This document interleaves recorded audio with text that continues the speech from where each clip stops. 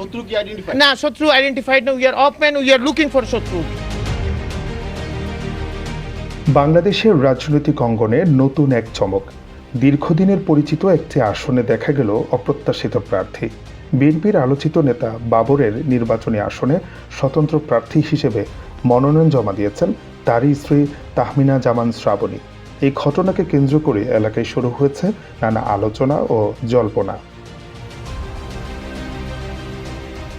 নির্বাচন কমিশন সূত্রে জানা গেছে, নির্ধারিত সময়ের মধ্যেই স্বতন্ত্র প্রার্থী হিসেবে মনোনয়নপত্র জমা দেন তাহমিনা জামান শ্রাবণী। প্রয়োজনীয় কাগজপত্র যাচাই বাছাই শেষে তার মনোনয়ন গ্রহণ করা হয়েছে। রাজনৈতিক বিশ্লেষকদের মতে, বাবরের দীর্ঘদিনের প্রভাব থাকা এই আসনে তার স্ত্রীর প্রার্থী হয় একটি কৌশলগত সিদ্ধান্ত বলেই মনে করা হচ্ছে।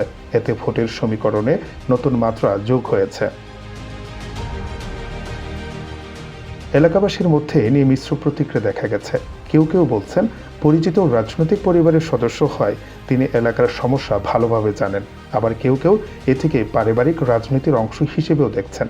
স্থানীয় ভোটার জানান, নতুন মুখ হিসেবে তিনি যদি কাজ করতে পারেন তাহলে আমরা তাকে সুযোগ দিতে পারি।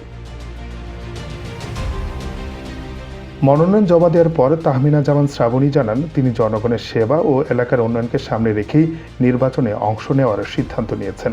তিনি বলেন, আমি রাজনীতিকে ক্ষমতার জায়গায় নয়, সেবার জায়গা হিসেবে দেখি। জনগণ চাইলে আমি তাদের পাশে থাকতে চাই। তিনি আরও বলেন, সকল শ্রেণী পেশার মানুষের সহযোগিতা ও দোয়া তার কাম্য। সব মিলে বাবরের আসনে তার স্ত্রীর স্বতন্ত্র প্রার্থী হওয়া আসন্ন নির্বাচনে নতুন আলোচনার জন্ম দিয়েছে। এখন দেখার বিষয়, ভোটারদের রায়ে শেষ পর্যন্ত কী ফলাফল আসে। নির্বাচনের মাঠে এই চমক কতটা প্রভাব ফেলতে পারে সেদিকেই নজর সবার। আইনাল হক, ডেস্ক নিউজ, ডেইলি পলিটিক্স।